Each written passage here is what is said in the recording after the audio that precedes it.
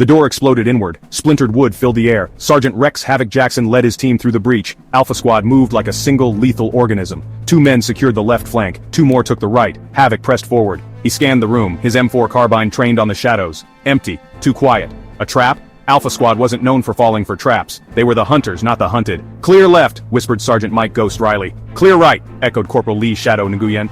Havoc felt a prickle of unease. The silence was unnerving. The mission was simple: extract a high-value asset from a fortified compound.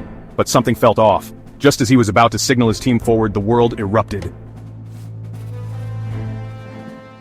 A deafening boom, a blinding flash. Havoc was thrown backward as a grenade detonated in the center of the room. Smoke and debris filled the air, choking him, blinding him. He hit the ground hard, his ears ringing.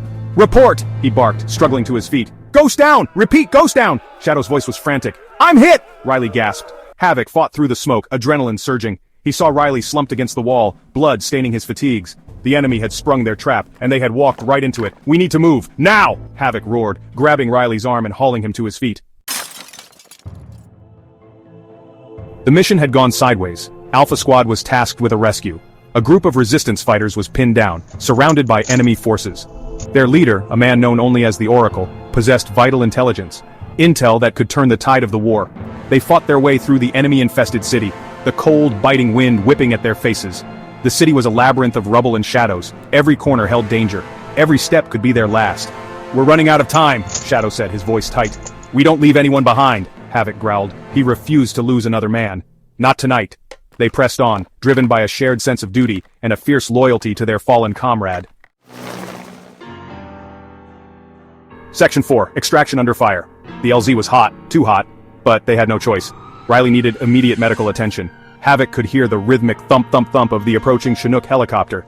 "Get that bird down here!" Havoc shouted into his comms, his voice barely audible above the roar of gunfire and the whine of the approaching aircraft. "We're taking heavy fire," came the pilot's strained reply.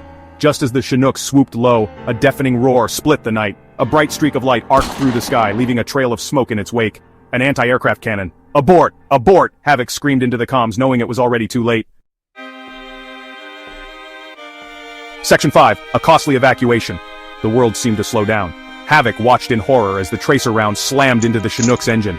A fiery explosion ripped through the night sky. The helicopter spun wildly out of control, pieces of metal raining down on them. A chunk of molten shrapnel, glowing an angry orange, sliced through the air and slammed into Shadow. The young corporal screamed, a high-pitched, gut-wrenching sound. He crumpled to the ground, his body racked by tremors. "No, damn it, no!" Havoc roared, his voice raw with anguish. They were supposed to be the best, the elite, but even the best made mistakes. And sometimes those mistakes cost lives.